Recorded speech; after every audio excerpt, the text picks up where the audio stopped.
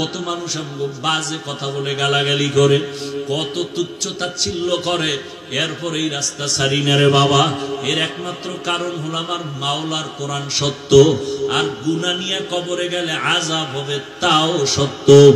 নেক আমল করিয়া যদি মরি তো জান্নাত পাবো এটাও সত্য। মানুষ অনেকে বিশ্বাস করে না, এইজন্য আমার সোনার বাংলাদেশে মাওলায় মাঝে মাঝে দেখায় দিছেন কত কবরের সাদা কাফন সহ 30 বছর পরে লাশটা তাজা এই দেশে পাওয়া গেছে। আবার কত কবরের মধ্যে আগুন দেখা গেছে। যত কবরের সাদা কাফন তাজা লাশ সব হলো নামাজীদের লাশ, আর যত কবরে আগুন সব হলো বেনামাজীদের লাশের কবর। ও আল্লাহর বান্দারা, কয়দিন আর বাহাদুরি করবা? আল্লাহর ওলিরা বলেন, ও বাবারা, যদি মনে করো কবরে কোনো আযাব নাই তাহলে তুমিও মুক্তি পেয়ে গেলা, আমিও মুক্তি পেয়ে গেলাম। কিন্তু কোরআন হাদিস অনুযায়ী তো প্রমাণ আছে গুনাহগারের জন্য আযাব হবে।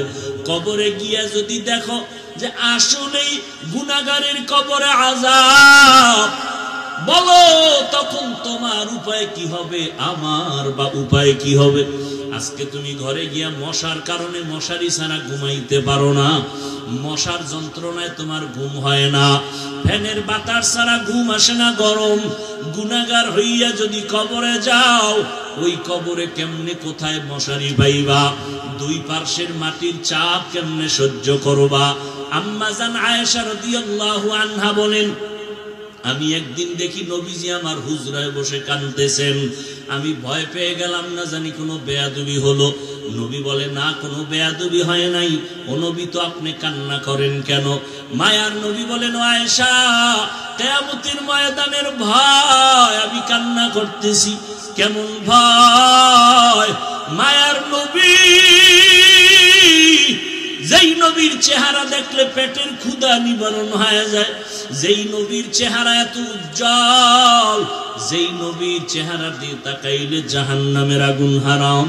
কেমন মায়ার নবী আমার, ওই নবীর শরীরে মশা মাছি পড়া হারাম। নবী যেখানে হাঁটেন মাথার উপরে মেঘের খণ্ড ছায়া দেয়, নবী যেখানে কদম রাখেন ওই জায়গা থেকে মেশকের ঘেরান আসতে থাকে। ওই নবী কাঁদতেছেন। আম্মা জান আয়েশা বলেন, নবী কি উপায় হবে? বলে, হাসরের ময়দান যখন কায়েম হবে, সমস্ত মানুষগুলো উলঙ্গ দাঁড়াবে, নারী আর পুরুষ উলঙ্গ। একদিকে সূর্যের গরম, অপর দিকে জাহান্নামের আগুনের গরম। এই জমিনটা হবে তামার জমিন। আম্মা জান আয়েশা চোখের পানি ছেড়ে কাঁদেন। নবী বলতেছেন, আয়েশা, নবীদের কোনো গুনাহ নাই, কিন্তু ওই সময় সমস্ত নবীরা পাগলের মতো কান্না শুরু করবেন। ঈসা নবীও কাঁদবেন, মুসা নবীও কাঁদবেন, ইব্রাহিম নবীও কাঁদবেন। উম্মতেরা যাবে একটু সুপারিশের জন্য, সবাই তাড়ায় দিবেন। সর্বশেষ উম্মতগুলো যখন আমার কাছে হাজির, তখন আমি আল্লাহর আদালতে সিজদায় পড়ে কান্না করব। সমস্ত নবীরা কাঁদবেন, আল্লাহ আমাকে বাঁচাও। আর আমি মুহাম্মদ কাঁদবো আর বলবো, আল্লাহ আমার উম্মতগুলোরে বাঁচাও। আমি একবারও বলবো না আমাকে বাঁচাও। আমি আমার মাওলার দ্বারে কাঁদবো আর বলবো, আল্লাহ আমার উম্মতগুলোরে বাঁচাইও। আমার একটা উম্মত যেন জাহান্নামে না যায়, আমার উম্মতরে বাঁচাও।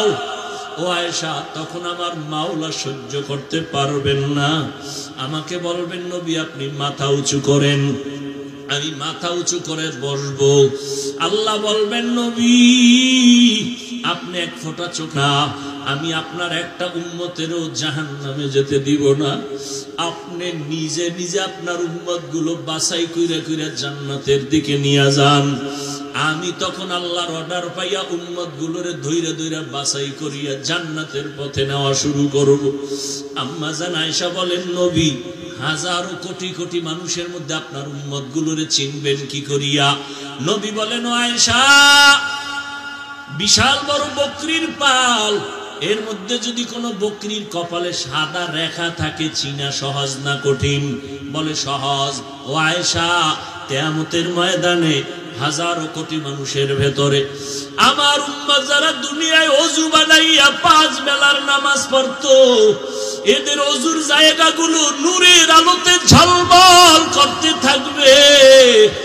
আমি দেখে দেখে আমার উম্মত গুলোকে বাছাই করিয়া নিয়ে যাব। আম্মা জান আয়েশা বলেন, কোথায় নিবেন?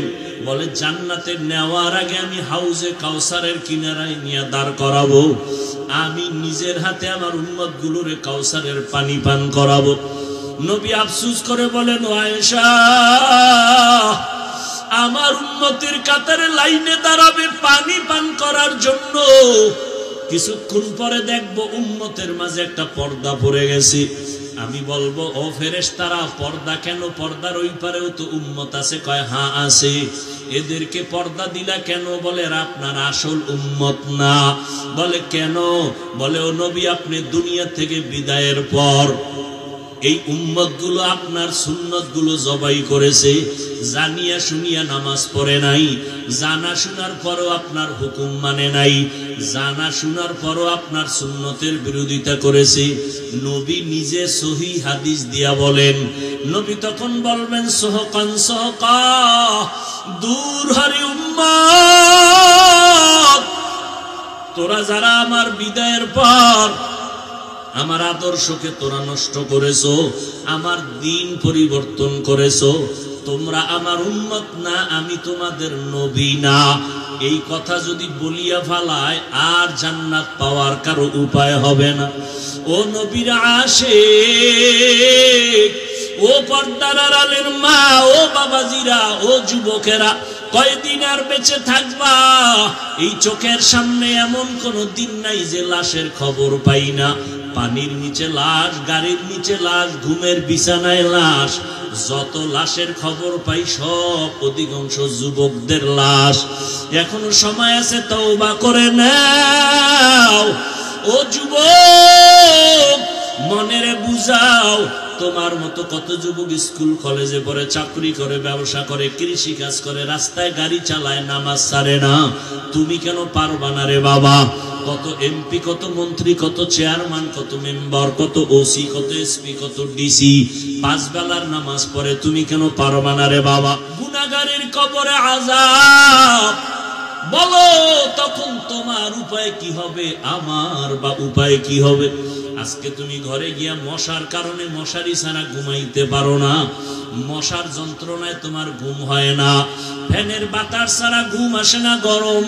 গুনাহগার হইয়া যদি কবরে যাও, ওই কবরে কেমনে কোথায় মশারি পাইবা? 2 পার্শ্বের মাটির চাপ কেমনে সহ্য করবা? আম্মা জান আয়েশা রাদিয়াল্লাহু আনহা বলেন, আমি একদিন দেখি নবীজি আমার হুজরায় বসে কাঁদতেছেন। আমি ভয় পেয়ে গেলাম, না জানি কোনো বেয়াদবি হলো। নবী বলে, না, কোনো বেয়াদবি হয় নাই। ও নবী, তো আপনি কান্না করেন কেন? মায়ার নবী বলেন, ও আয়েশা, কিয়ামতের ময়দানের ভয় আমি কান্না করতেছি। কেমন ভয়? মায়ার নবী, যেই নবীর চেহারা দেখলে পেটের ক্ষুধা নিবারণ হয়ে যায়, যেই নবীর চেহারা এত উজ্জ্বল, যেই নবীর চেহারা দিয়ে তাকাইলে জাহান্নামের আগুন হারাম। কেমন মায়ার নবী আমার, ওই নবীর শরীরে মশা মাছি পড়া হারাম। আল্লাহর কাছে তওবা করে নাও, আল্লাহ তওবার দরজা খুলে রাখছেন। জীবন মরিয়া গেলে যাব, হায়াতের মালিক আমার আল্লাহ, রিজিকের মালিক আল্লাহ, ইজ্জতের মালিক আল্লাহ। আর কোনদিন মা বাবারে কষ্ট দিবা না, আলেমদের বিরোধিতা করবা না, নবীর তরিকা মানিয়া চলবা, সুন্নাত অনুযায়ী চলবা।